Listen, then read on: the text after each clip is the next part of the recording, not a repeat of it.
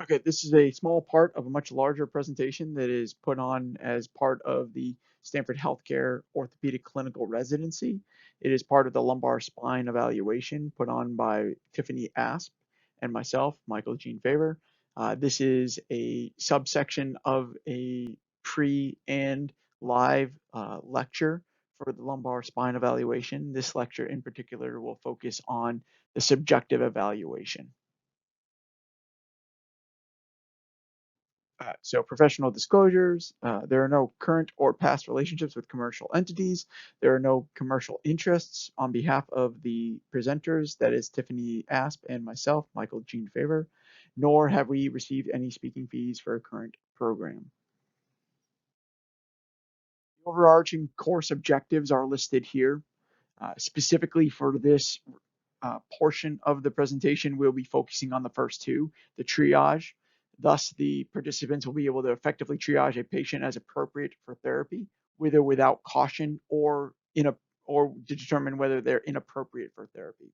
Additionally, this will involve subjective screening and effective screening of serious medical conditions, as well as other body regions that may be contributing to the patient's condition.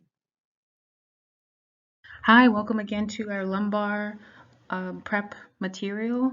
We're now going to go through the subjective examination, and we will cover the triage classification as well as application of the triage classification through decision making by ruling out red. We'll also look at symptom behavior questions and context screening, and then we'll go into how to a case presentation in the actual lecture. So hopefully this will give us more time during the active lecture portions. So you all should be familiar with the triage by the first contact health care provider that Michael oriented you to in the other prep material. This included the treatment-based classification algorithm. So we took that, broke it over to this particular lecture portion, and we will utilize this in understanding the medical management context, and then we will utilize the in-person lab and lecture portion for the rehabilitation management and self-care management sections. So to further break this out, so to expand on the triage is to look at it through this lens of the medical presentation, which can include non-mechanical and inflammatory, and then the rehab and education, which can include a mechanical presentation. Within those, there are further breakouts where the non-mechanical can include central sensitization or nociplastic pain and reasons for their symptoms. Central sensitization is essentially changes at the spinal cord, receptor sites, and brain level. Typical areas of brain associated with acute pain are active at this point. It's an amplification of neural signaling within the central nervous system that elicits pain hypersensitivity, which can include hyperalgesia and allodynia. Non-mechanical can also include psychological and molecular. Those particular patients are noted to have cognitive emotional sensitization, maladaptive beliefs regarding their pain. They tend to have poor self-efficacy and negative emotions regarding their pain.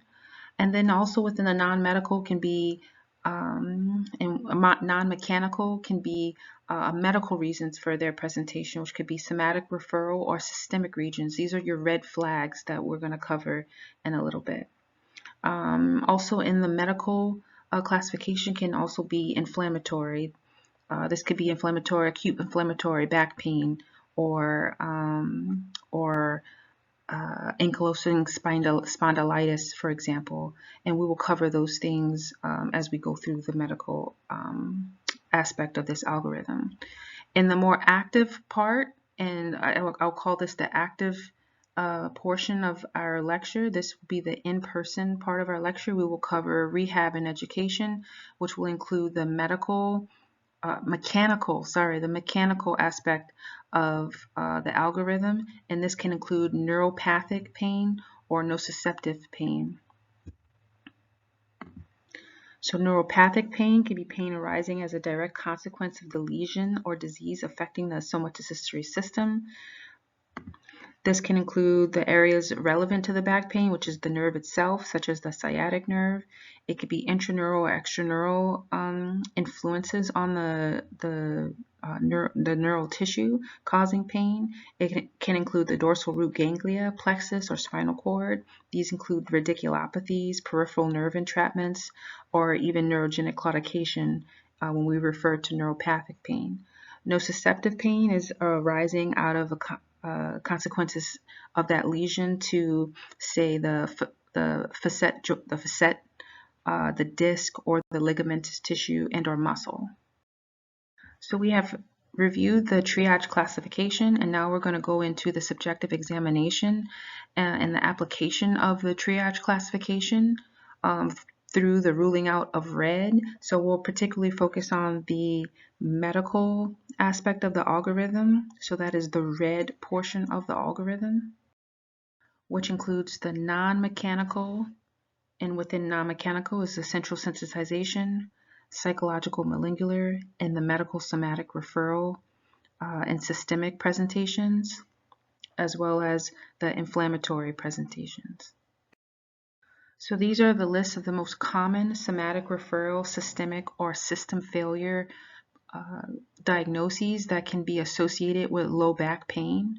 They are not very common. However, they're common enough to be an essential part of your evaluation considerations.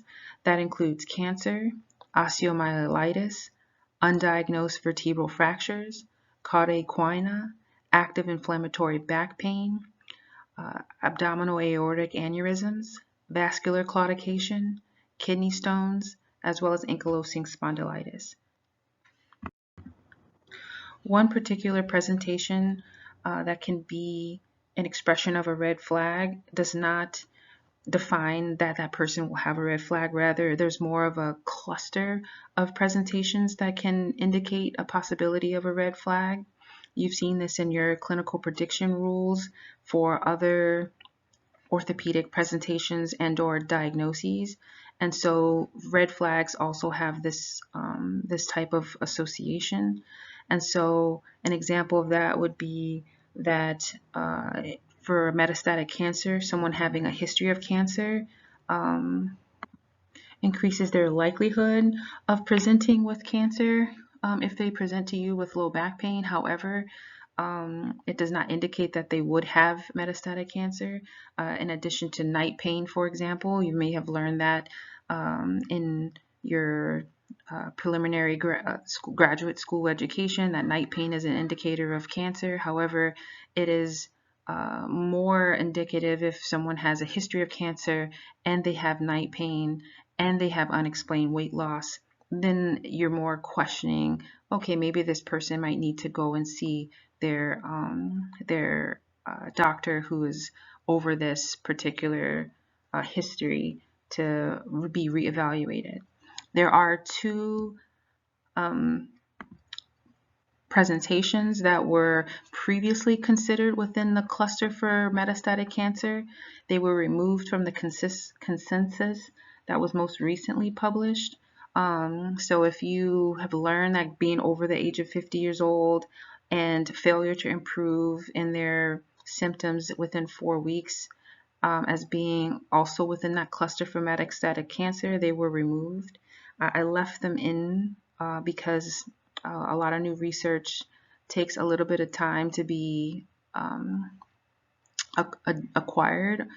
So for example, the OCS is about 2 to 5 years behind the research, and so it may or may not be removed if it's considered in an OCS test question. For red flags for osteomyelitis, this will be considered your inflammatory presentation. Can include actively being immunosuppressed and then having also a presentation of an infection, which is the temperature over 100.4 degrees Fahrenheit. A history of other infections can also increase their likelihood of having osteomyelitis, which can include a UTI, cellulitis, or pneumonia, or a more recent infection. interesting, like someone who's had a history of drug abuse, or was born in an area that had a history of TB, can increase their likelihood of osteomyelitis. These things won't show up as clear presentations when you are seeing someone that you're going to think, oh, osteomyelitis. But there may be things that you're considering over the course of your treatment and not just on the first day. So if you're evaluating someone and they're presenting with this back pain that isn't quite following a clear mechanical presentation, which again will cover that assessment in the active portion of the lecture, but then you start to ask them about, well, have you had any recent infections, or you look back in their medical intake form, or you ask them about drug abuse, which may not be something that someone will disclose to you on the very first day, but you may be able to ask that question once you build a rapport. Then your consideration of this particular red flag or diagnosis, it's okay if it's not on the first day. And so you're just considering it again as you go through your treatments as well. Red flags for undiagnosed vertebral fractures can include prolonged corticosteroid use, mild trauma over the age of 50 years old. That increases their likelihood ratio significantly. If they're over the age of 70 years old, if they have a history of osteoporosis, or if they had a recent motor vehicle accident that is their primary mechanism of injury. I would say that the use of corticosteroids and the history of osteoporosis is a really high cluster that you want to consider when you are looking or treating a patient that is over the age of 70 years old with back pain. So again, be cautious when looking at just one presentation or isolated red flag within a medical diagnosis, and consider these things throughout your treatment planning. So continuing on with our diagnoses for red flags, we may include cauda equina. You'll note that there is an important sticker that's next to cauda equina, as well as 3 stars. This one is really important to consider because the identification of its concurrent presentations and your ability to identify this and get this person to the appropriate healthcare provider for intervention will increase their likelihood of successful intervention, as surgical decompression with less than 72 hours after onset increases their success rate. And so their presentation can include incontinence and loss of sphincter tone. It may not be something that someone might offer as the information that you need to know. So it's important to ask those questions as a part of your subjective examination for all low back patients, really, to make it comfortable and common to ask that type of question. They may also include saying that they have saddle anesthesia or loss of sensation between the inner thighs and genital area. They may complain of unilateral or bilateral sciatica, or they may have urinary retention or inability to void. But again, you want to consider what is the patient's previous presentation as well. So asking the patient about their overall history and what's new or what is old. So for example, if someone has a long-term history of urinary retention or difficulty voiding, and that was before they had the back pain, then that might change your prioritization of this as a possible red flag. So you really have to consider the patient's presentation as a whole. Moving forward, red flags for inflammatory back pain can include morning stiffness that lasts greater than 30 minutes. So that's a little bit beyond the expectation for osteoarthritis of the back, for example. They will have improvement with back pain with exercise and not with rest. They might awaken at the second half of the night. That's a really important one to consider, this aspect of the second half of the night. They might have alternating buttock pain as well in their presentation. And so you're considering how does this patient present that is similar and or different from your typical patient with back pain. That's how you're treating this this understanding of these red flag presentations. Because when you look at the red flag for inflammatory back pain, it might look a bit similar to someone with osteoarthritis of the back, or someone that has facet joint irritation that just slept on their stomach during the night accidentally. And so you want to really ask those follow-up questions if you do start to see patterns to the patient's subjective offerings. When I say subjective offerings, what information they're offering you and what information you need to further clarify. So red flags for AAA may include pulsating mass in the abdominal region. They may have a history of atherosclerotic vascular disease. They may even have pulsating back pain at rest or in recumbency, and if they're older than 60 years old. This one's a bit harder to identify, but it's really important with just subjective. So it's really important to also do the concurrent objective testing, which includes palpation, if you start to identify these as a subjective, a relevant subjective indicator of something more sinister than low back pain. Vascular claudication tends to be in an older adult or have a family history of cardiovascular disease. They will have pain in their calf with activity that's relieved with rest. They may complain that one foot can be colder than the other, and symptoms aren't provoked with mechanical examination of the lower back. So this isn't just a subjective presentation. There's definitely a objective test that goes along with identifying someone with vascular claudication. And so you want to get as much information as you can from the subjective test, and then you want to follow up with the objective tests for vascular claudication and or the AAA as an example. Kidney stones can be a complaint of sudden sharp pain that's intermittent in nature, and it may even reach the testicle or labium region of the genital region. There might be a fever that can be associated with this presentation due to a renal infection, and symptoms cannot, again, be provoked with mechanical examination of the lower back. And so these particular red flags might be better indicated after you've done your objective testing, which can include palpation, movement testing, or any of the other special tests that are indicated. Lastly, we have the ankylosing spondylitis. This is also included in your inflammatory aspect of the medical algorithm. These particular patients tend to be more middle-aged individuals. They'll have on and off pain that's episodic in nature that occurs week by week. They will have progressive loss of range of motion.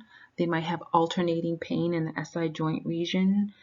Particularly, they'll be limited in side bending greater than flexion and extension, which is unusual considering that flexion and extension is more representative of the lumbar region's range of motion. And so you would think that flexion and extension tend to be affected by the lumbar region if the lumbar region wasn't more involved. Pain in the vertical nature. So it's up and down. It'll describe the pain as up and down their back, and they'll particularly have stiffness early in the mornings, and they'll have all of this presentation without any neural signs. So again, you're looking at these red flag diagnoses and their cluster characteristics in the context of the patient's the information that the patient shares with you, as well as the information that you further ask the patient to clarify, and then you take that information, and for some of these particular diagnoses, maybe an immediate referral or because they've had enough, the subjective has enough weight, and some of the questions are validated enough that you can move forward with referring that patient, while others may particularly be further understood through your physical examination, such as, again, an example with the AAA, that you would need to palpate that patient.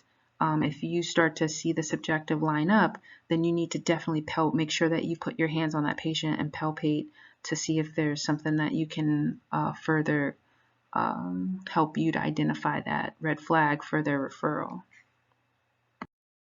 So we've covered aspects of systemic red flags, and now we're going to cover a little bit more visceral innervations that can influence a person's pain presentation in the lower back region due to visceral innervations via the splenic nerve.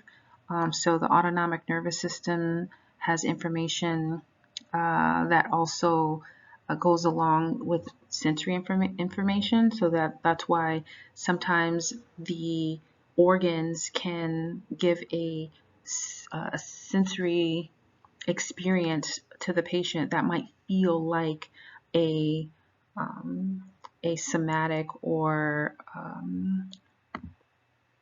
what a layperson would call tangible region.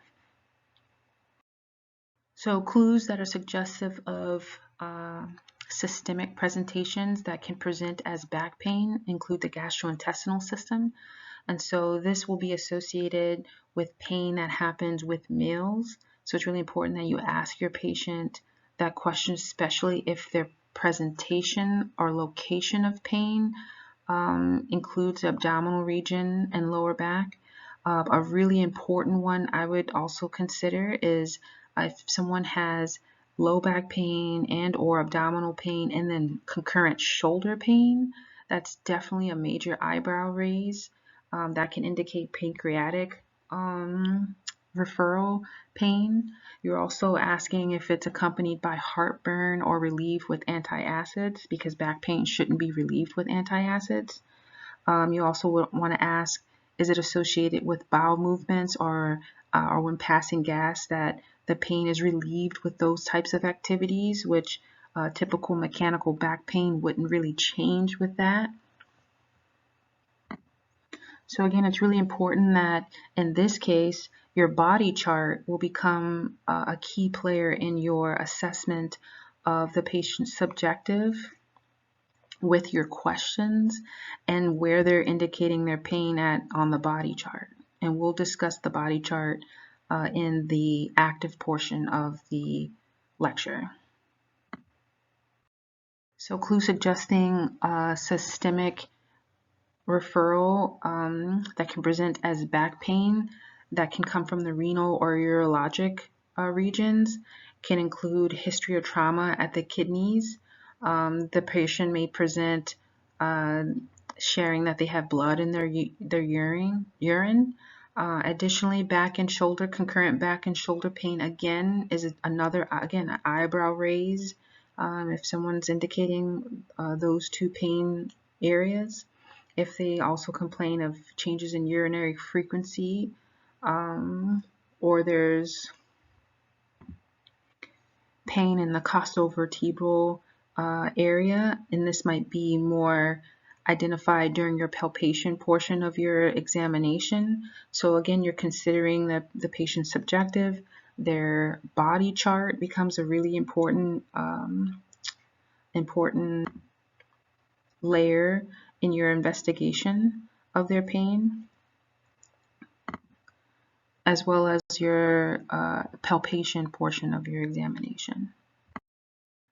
So clues suggesting of systemic reasons for a patient's pain that could present again as back pain is someone who presents with gynecological impairments. So they might have a history of gynecological disorders, which can include uterine retroversion or have had multiple births with prolonged or traumatic labor.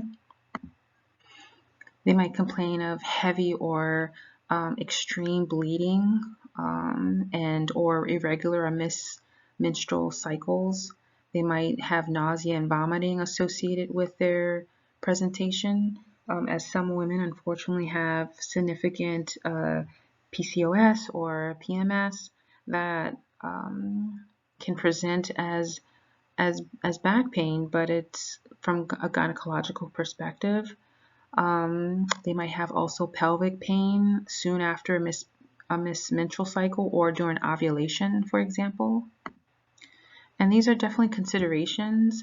Again, your physical examination will also help to bring further light to this, because it is pain that they will have experienced. And so if there are things that you can do to assist their pain that may be related to their menstrual cycle or postpartum nature, that is still back pain, but there's also the gynecological regions, you still need to treat that patient for the back pain, and then refer them for, if you feel like their presentation is beyond the mechanical component of their presentation.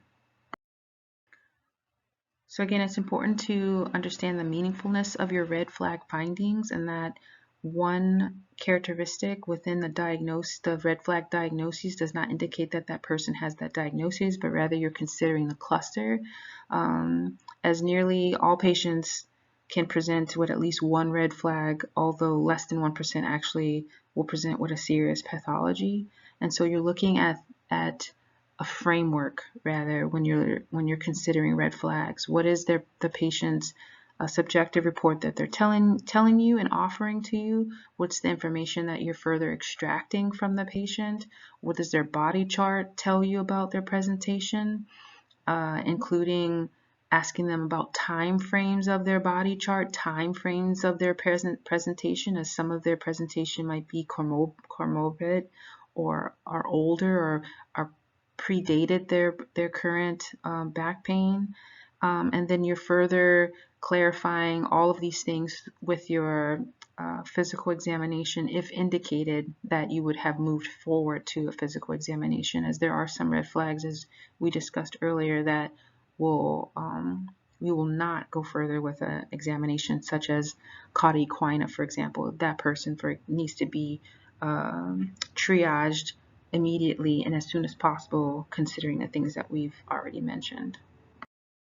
So considering the treatment-based classification algorithm that we discussed and that you have seen in the other prep material, is that there's also a bifurcation in the triage algorithm, considering what we just talked about, where you're taking all of this information and synthesizing it to decide if you're going to go forward with treating this patient, or you're going to refer this patient.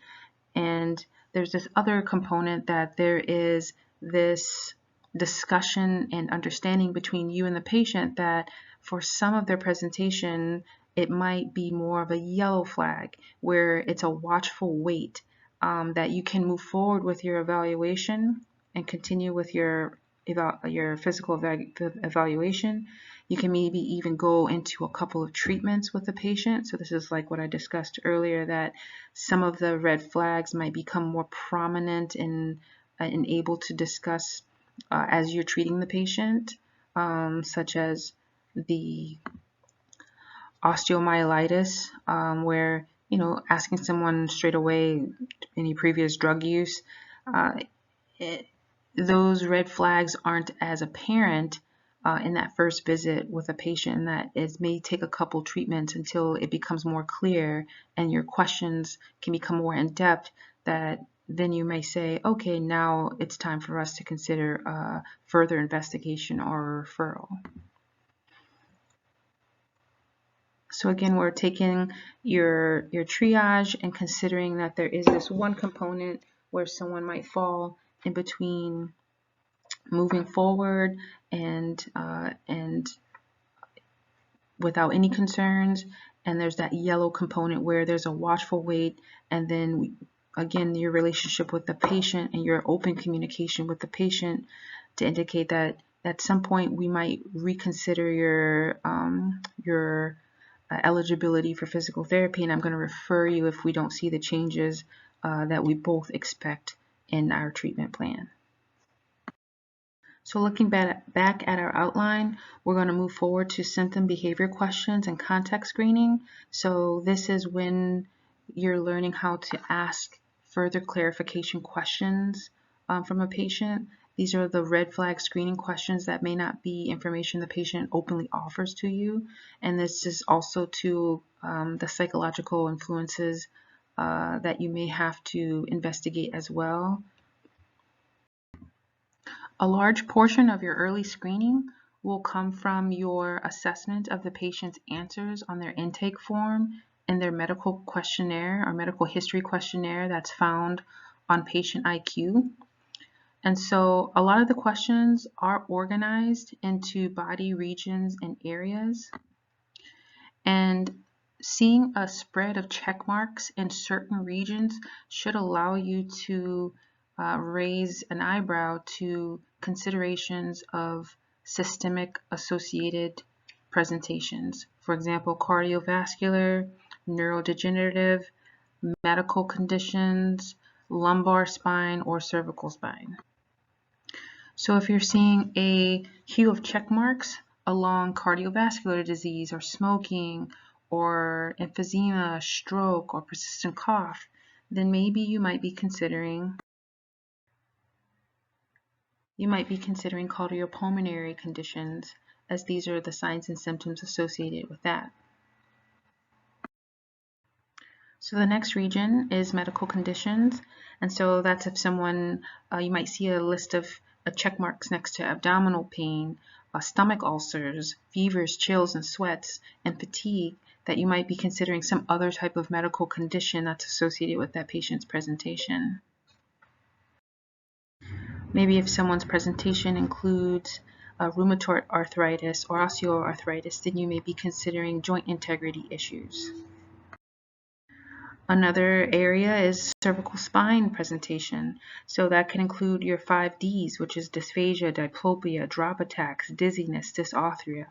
Or if someone indicates nystagmus, nausea, or numbness, then you might be considering signs and symptoms that might be associated with the cervical spine. If there are check marks that might indicate changes in bowel or bladder or incontinence or numbness and tingling in the inner thigh, then you might be considering the lumbar spine as a consideration in the patient's presentation.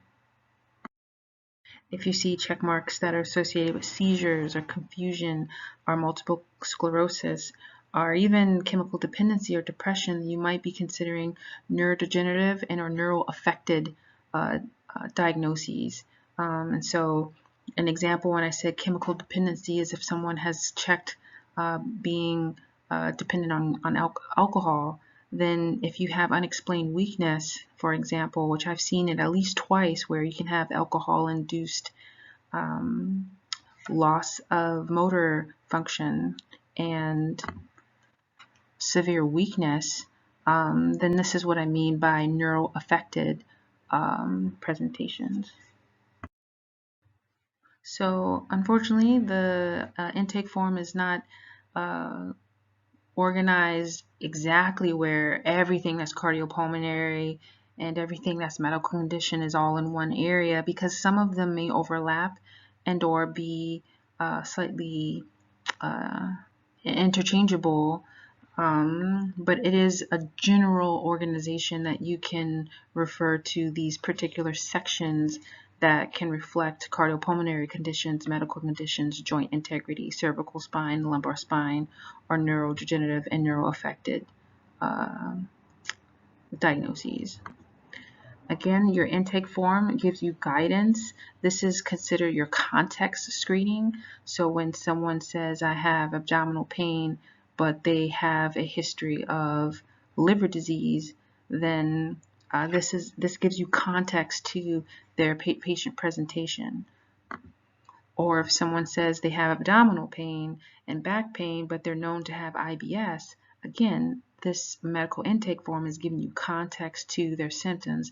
I think the big question that you're trying to answer is are their symptoms accounted for? Is their medical condition and medical history accounting for their particular presentation? So things that should really stick out when you are looking at the medical intake form is any unexplained weight loss, current infections, chills, night sweats, nausea, bowel and bladder symptoms. Like those things kind of sound a little bit like some of the characteristics that were found in your red flag screening questions in the previous slides. And so you're looking at your medical intake form to check for these particular characteristics. Also, with your medical history screening, so this, which is found on your patient IQ, that in addition to, for example, your medication list assessment, because you will need to look at the medications, that this can also help to give you context to the patient's presentation. So remember that certain groups of symptomology might be patterns associated with adverse side effects to drugs that the patient may be using, such as narcotics or analgesics that can cause upset stomach, rashes, bruising, anemia, or fatigue. And so, again, you're asking the question, is this patient's symptoms accounted for? Does their medication list account for this? Does their past medical history account for this? Is this new? And so this again is what we call, and I'll hit it again, context screening, giving context to the subjective questions that you're receiving from the patient, both at what they offer and also to the information you're receiving from asking the patient clarifying questions. I also want to give you a support here to know that you also aren't going to be diagnosing a patient. So don't fear that you have to know exactly what's causing a person's symptoms. You're just looking to see, is there any pattern to what the patient's marking on their medical history and or their medication list and their subjective, and does it not sound right? Does it sound like something I need to refer this patient to a different provider to address? But you don't necessarily have to try to diagnose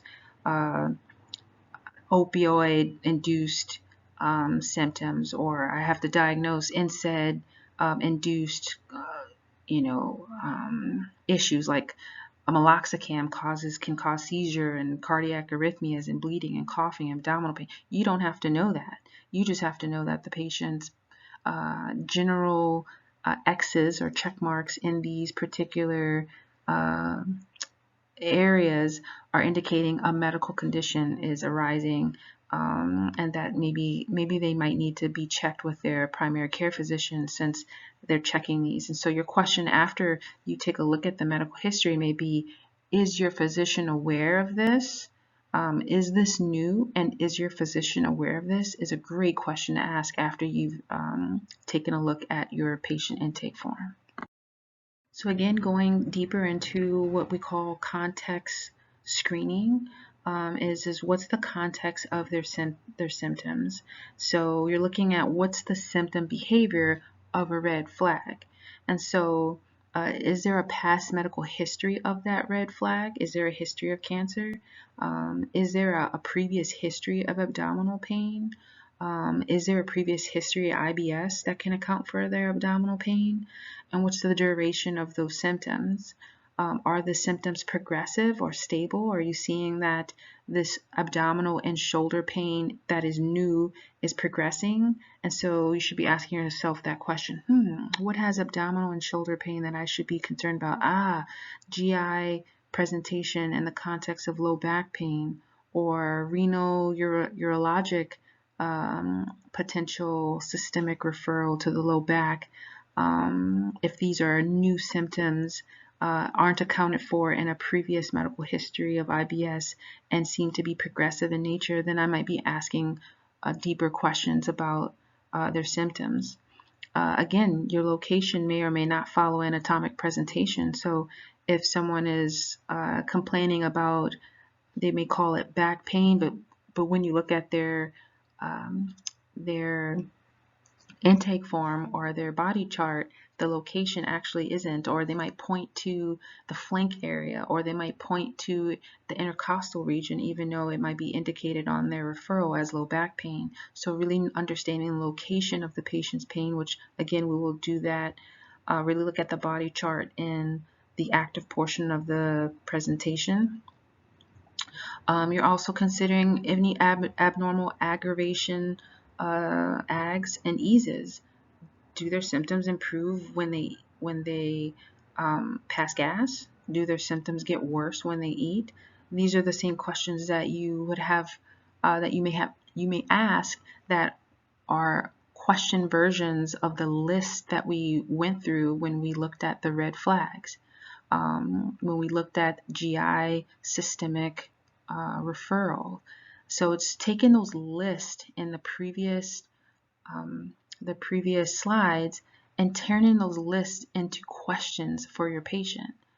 Are they presenting with red flag CPR considerations? Is this patient taking corticosteroids with back pain? My elderly woman who's over 70 years old? Are her symptoms irretractable, and have they been going on for greater than 4 weeks? These are the type of questions that you're asking yourself, and then you're also asking the patient to clarify so that you can have a bigger picture, so you're putting context to the patient's symptoms. One of my favorite terms that a mentor described to me when doing the subjective examination is that you're trying to understand the patient's symptom behavior. Symptom behavior. What are these symptoms doing under these conditions, under these parameters, and how do their symptoms change in any way? That is a behavior of a symptom. This will hold true to any clinical reasoning of any body part. So it's important that we're really understanding these particular identifiers when you're doing a subjective examination, not just for the lumbar spine, but for any body part. And that is understanding the onset of the patient's symptoms, the symptom definition, the symptom location, any involving regions, the quality of the patient's symptoms, the activity dependency of the patient's symptoms, their previous history of symptoms and or not, and any functional impacts that their symptoms might have. So going deeper into onset is understanding, is it sudden onset? Did this occur after a certain activity? Did it occur suddenly in the night? Or was this a gradual onset over time? Did this begin? The symptom definition is understanding, is it a weakness or is it a pain? Is it a paresthesia where you feel something different, or is it an anesthesia where you don't feel anything at all? And so we'll go into a bit of a breakout of paresthesia in the next couple slides. Symptom location, is it local to the spine, or if you're not looking at the lumbar spine, is it local to the region that you're evaluating? Specific to the lumbar spine, is it distal to the buttocks or away from the area that you expect for them to have symptoms? This could be applied to any other region outside of the lumbar region. Does it include the groin? Is it distal to the knee? That's unique to the lumbar spine, because that may indicate neuropathic characteristics. Does it include the foot, or is there any other symptom location? So ask that. If I were to ask you this question in person, would be, does it include the back and abdomen and any other region?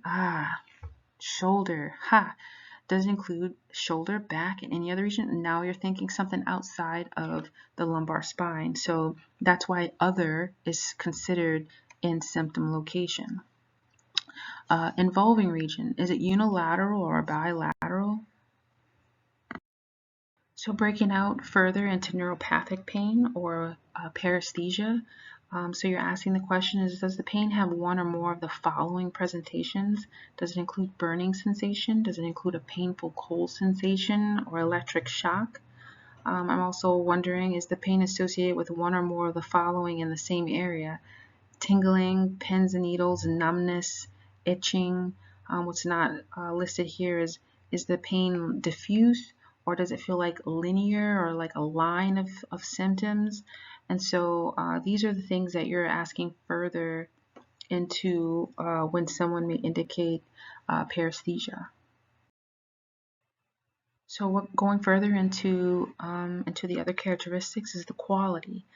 So that's like what I mentioned earlier. Is it a narrow band, a continuous line that might indicate a little bit more of this neuropathic uh, nerve compression versus a diffuse pain? Is it radiating in nature? And then we'll talk a little bit about, is pain quality outside of the expectation? And we'll break out into what that pain quality or quality of the patient's symptoms mean. Is the symptoms activity dependent? So particularly for the lumbar spine, is the patient feeling these symptoms more with standing? So what are you thinking here? Okay, maybe extension sensitive versus lying down, which could still also be extension sensitive if they're lying down on their stomach. Is it more with walking? Okay, is it claudication? Is it stenosis? Is it sitting? Is it a disc herniation? Is it with lifting? Is it a disc herniation? So you're asking the patient consistent questions about their activity dependency of their symptom behavior. Movement dependent relief or provocation might be indicative of movement preferences. And so you want to ask those questions when the patient's describing their pain. Well, does it change with movement? Does it improve? Does it get worse? Is it provoked?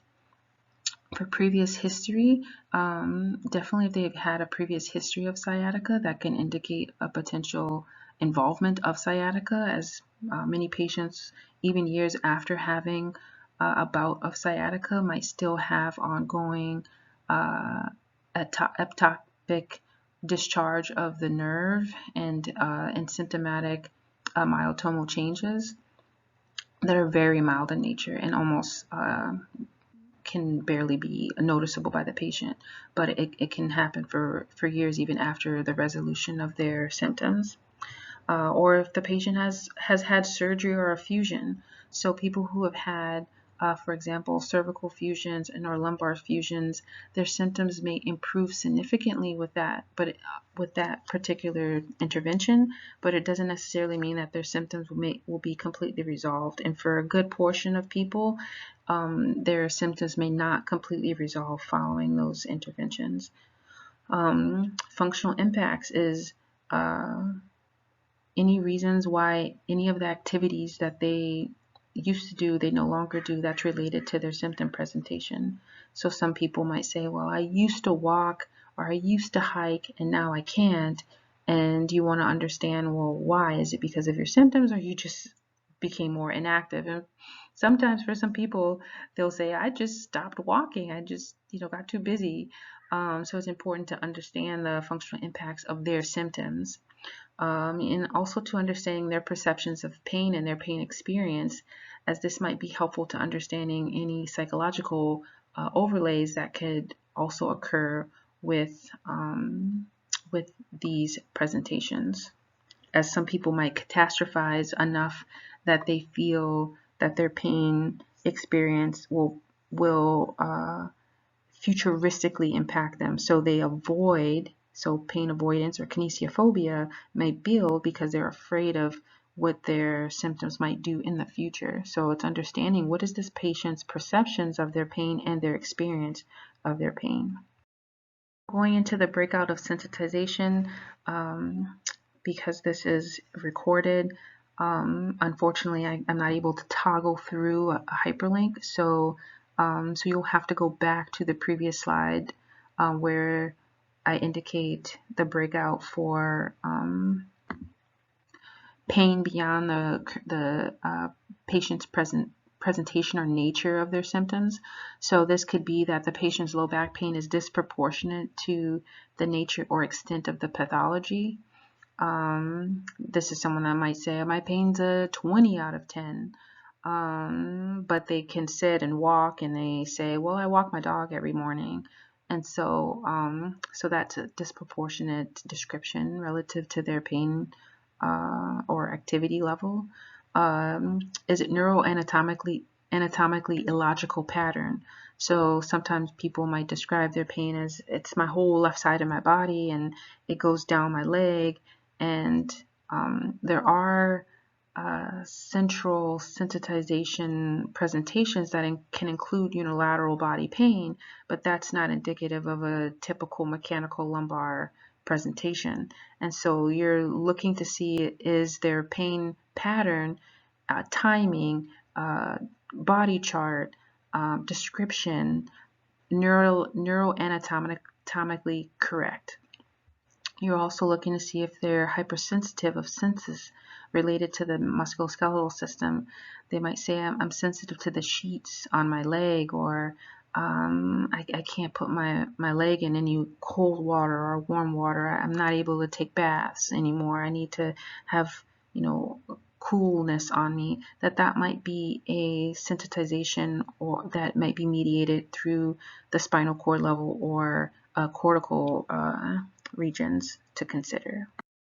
So again, this is a breakout from the movement dependent hyperlink that's on a previous slide. And so this might indicate facet joint pain. So if someone's greater than 50 years old and their pain is relieved with walking or relieved with sitting, or they may indicate that their pain is along the lateral portions of the spine, along the paraspinals. They might have a positive extension rotation test, or quadrant for that matter, such as when they're going to perform hygiene and toileting, or reaching to the back of a car, that might indicate a movement dependent presentation or facet joint pain.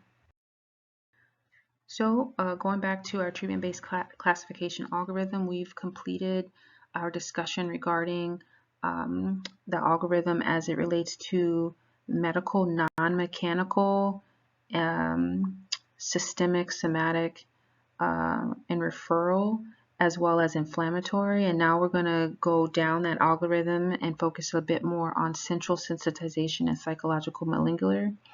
And so these particular areas actually can be complete medical referral. So a complete red flag where the patient needs to be referred to a psychologist or a pain management clinic, or some other type of provider to address their presentation that may not allow them to be successful in physical therapy. But also someone who may present with central sensitization or psychological overlays can probably still be treated. So this is where that yellow, they could potentially be in the yellow area or a watchful wait. So central sensitization,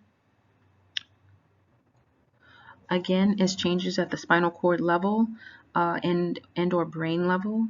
It's an amplification of neural signaling within the nervous system that elicits pain, hypersensitivity. Again, this can include hyperalgesia, allodynia. This particular population may not have an obvious source of nociceptive pain presentation. Pain presentation. So again, it's like saying that they may not have a clear visual presentation or cause of their pain. I can't touch it. I can't reproduce it. I can't actively have them do something that causes their symptoms to the proportion that you expect. So the criteria, it's not validated, but there is a criterion for a patient's presentation that could be classified as central sensitization. Criteria 1 is that the pain experience is disproportionate to the nature and extent of the injury or the suspected pathology. They will have diffuse pain or distribution outside of the typical anatomical pattern. They might have allodynia or hyperalgesia outside of the typical anatomical expected pattern. The criteria number 3 is that they may have hypersensitivity of the senses unrelated to the musculoskeletal system. So these particular patients might be sensitive to sound and light and and other autonomic changes might occur with other activities that might indicate that there is a disruption in the patient's autonomics and central nervous system processing. Psychological malingular is termed, these people are termed to have cognitive emotional sensitization. They might have maladaptive psychosocial factors that impact their pain experience. They may have negative emotions regarding their pain and poor self-efficacy, as well as maladaptive beliefs regarding their pain. Their subjective might say, my pain will never get better. Someone else did this to me. My chiropractor did this to me. My trainer did this to me. My surgeon did this to me. Then you may want to take a step back and try to understand the patient's where the patient is at this point before moving forward. They might say that I will only get better if someone works on me or if someone does something for me. So that's that poor self-efficacy. Again, you might want to take a step back and assess where the patient is and where this patient feels that they can go and be successful. It may be with you, it may be outside with, it may be recommending that patient to an outside provider to help them get on the right track before they can be successful with physical therapy. These patients might also say, I'm afraid to get hurt if I exercise. So it's important to acknowledge the patient's presentation and where they're at psychologically. And that that when you're treating this particular patient population, if you decide that they are more towards a yellow flag, I'm gonna slow down and take this quite slow, that it's important to address their thoughts, respect that the forebrain centers can have an impact on an effect on the midbrain centers. So the midbrain is your autonomic regulatory system. So so think if this patient has thoughts that I'm afraid that I'll get hurt, that most likely their autonomics, when you go to exercise them, might not be regulating very well. So try to see within your scope of practice how to change mindset, to change the patient's mindset or assist the patient's mindset when moving forward. It's important to also understand that that these patients might be considered in our chronic pain category, but it's important to know that not all patients with chronic pain have central sensitization, and not all patients with central sensitization have maladaptive beliefs either. And so it's very important that we are respectful of where these patients are, that we're not labeling, that we're respecting where they are psychologically at any point, and triage them to the appropriate healthcare providers that can help them be able to prepare them for their physical therapy needs. So psychological influences that we need to be sensitive to is a history of depression, anxiety and depression, or if we identify that the patient might have a fear of movement based upon their words that they're using during their subjective examination, just as was discussed in the previous slide, where someone may say, I'm afraid to exercise because I fear that I might get hurt, or I don't lift things anymore, or that's that functional impacts that we talked about. I don't lift my groceries anymore. I don't do laundry anymore.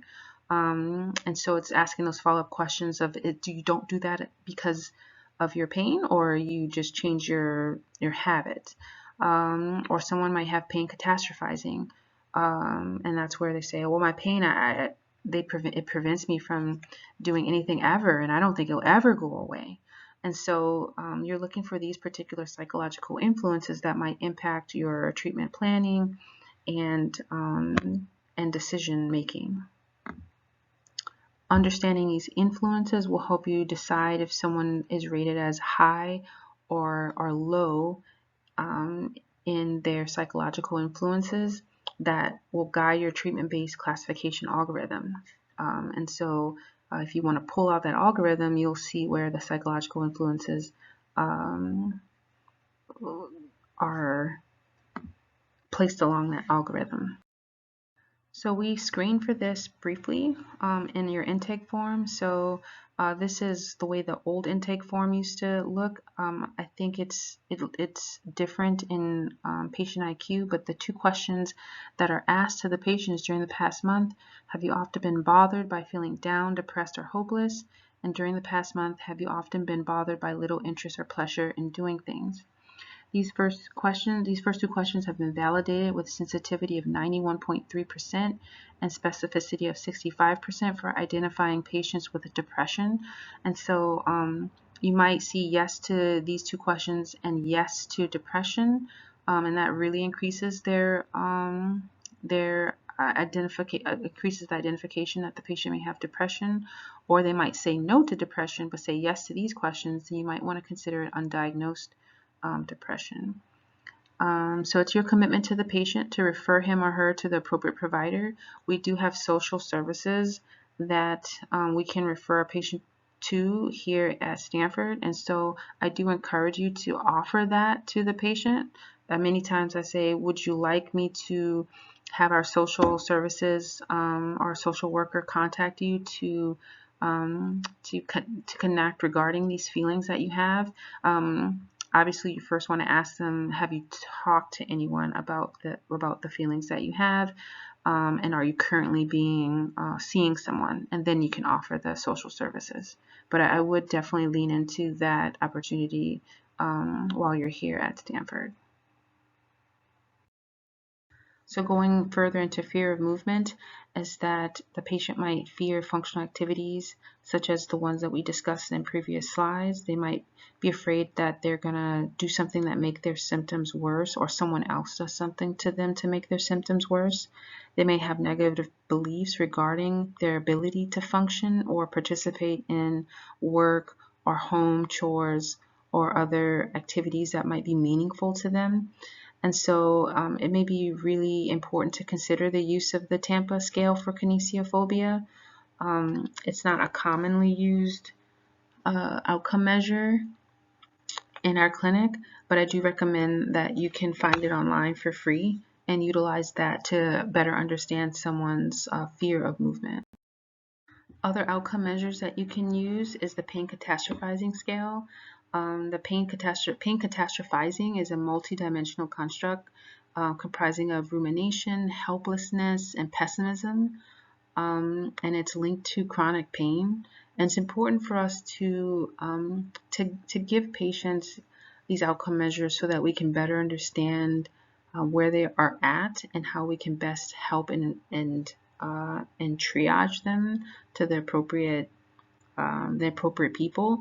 Maybe the patient may not need to go to our pain psychologist, but maybe they might be better served if they were to be with our pain management specialist or a therapist that focuses on pain management.